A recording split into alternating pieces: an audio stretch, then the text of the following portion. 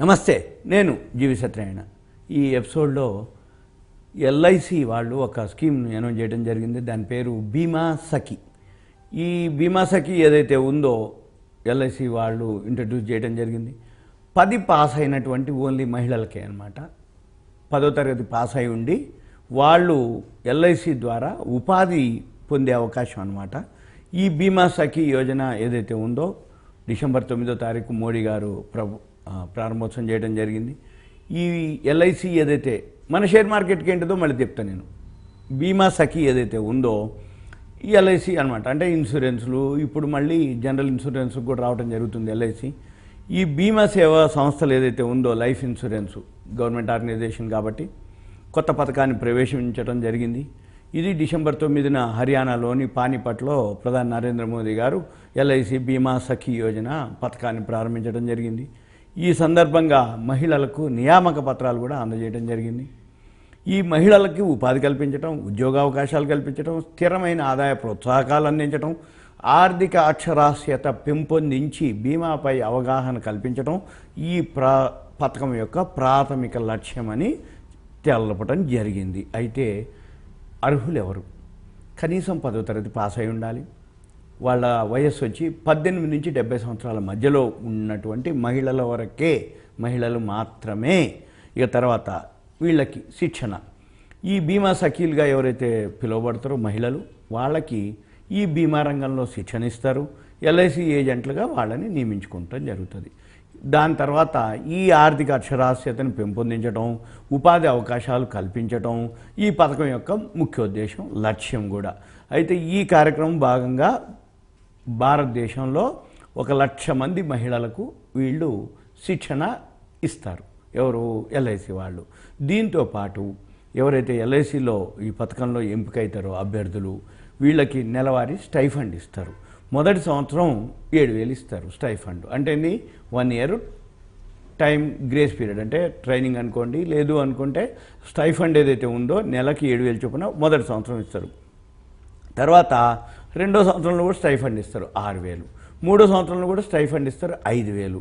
అయితే దీంతో పాటు అదనంగా 2,100 ప్రోత్సాహకం ఎడిషనల్గా ఇవ్వడం జరుగుతుంది. అయితే ఇక వీళ్ళు ఏం చేయాలి? వీళ్ళకి ట్రైనింగ్ ఇచ్చినాక ఎప్పుడైతే ఈ బీమా ఇన్సూరెన్స్ని వీళ్ళు సేల్ చేయాలి, విక్రయ లక్ష్యాన్ని, అంటే ఏంటిది?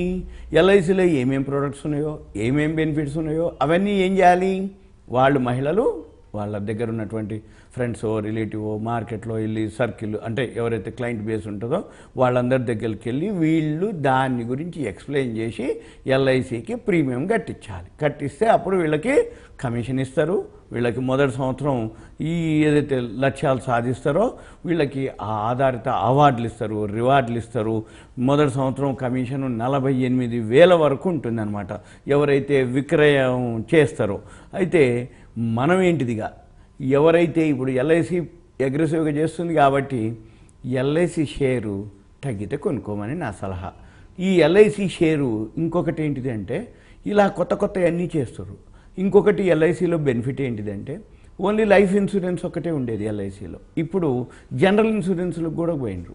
అంటే వేరే ఏవైతే వెహికల్ ఇన్సూరెన్స్లు, పర్సనల్ యాక్సిడెంటల్ ఇన్సూరెన్స్లు ఏవైతే ఉన్నాయో అది ఎల్ఐసి కూడా చేస్తుంది. ఇప్పుడు ఈ మహిళలు ఏదైతే ఉన్నారో వీళ్ళకి 1,00,000 మంది మహిళలకు శిక్షణ ఇస్తే మళ్ళీ ఈ 1,00,000 మంది తర్వాత క్యుములేటివ్ అవుతారు, అంటే పెరుగుతూ పోతారు. ఇక తర్వాత మార్కెట్ ఎప్పుడైతే పెరిగింది అని అంటే మ్యూచువల్ ఫండ్స్, ఎస్ఐపీలు పెరిగినాయి అని చెప్తారు. కాదు, దాంతోపాటు అసలు ఈ మ్యూచువల్ ఫండ్లు, ఎస్ఐపీలు పెట్టుబడి పెట్టేది ఏదైతే ఉందో ఎల్ఐసి అంతకంటే ఎక్కువ పెట్టుబడి పెడుతుంది కంపెనీల్లో. ఎందుకు పెట్టుబడి పెడుతుంది? ఎల్ఐసి దగ్గర ప్రీమియం పైసలు చాలా ఉంటాయి. ఈ ప్రీమియం పైసలన్నీ కూడా ఉట్టిగానే ఉంచరు. మరి ఎల్ఐసి పాలసీ హోల్డర్లకు అంటే వాళ్ళకి బోనస్ ఇవ్వాలి. ఎల్ఐసి లాస్ లేకుండా ఉండాలి. ఎల్ఐసి లాస్ ఉండి బోనస్ ఇవ్వలేదు కాబట్టి బోనస్ ఇవ్వాలి అంటే ఎల్ఐసి ఏం చేస్తుంది? మంచి కంపెనీల్లోనే పెట్టుబడి పెడుతుంది.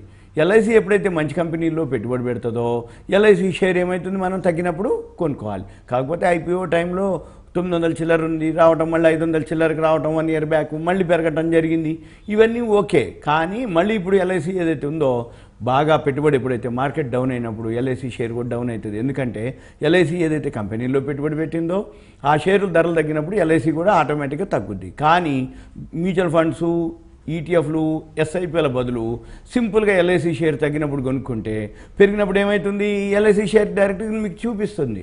ఇప్పుడు మ్యూచువల్ ఫండ్స్కి, ఎస్ఐపిలకి, ఈటీఎఫ్లకి ఏంటి తేడా అంటే ఓవరాల్గా వాళ్ళు ఎందులోనో పెట్టుబడి పెట్టుంటారు. ఒకటి పెరుగుద్ది, ఒకటి తగ్గుద్ది. ఓవరాల్గా అనేది తెలియదు, ఏ కంపెనీలో ఎంత ఉంది అనేది తెలుస్తుంది, కానీ మనకి అగ్రెసివ్గా ఎంత పెరిగిద్ది అనేది. అదే ఎల్ఐసి షేరే కొనుక్కున్నాం అనుకోండి, పెరిగింది తెలుస్తుంది, తగ్గింది తెలుస్తుంది. ఇంకోటి ఏంది, ఇప్పుడు వాళ్ళు ఇన్సూరెన్స్లోకి పోతారు.